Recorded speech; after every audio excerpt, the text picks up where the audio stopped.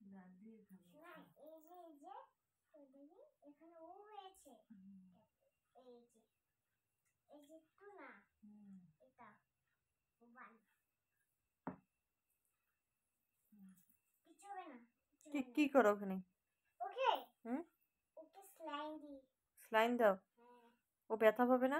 তাহলে ও তো ব্যথা পায় না, ও তো ওর ওর পেট ব্যথা, ইনজেকশন দিয়ে স্লাইম দিব, তারপর এই যে লাগিয়ে দিব।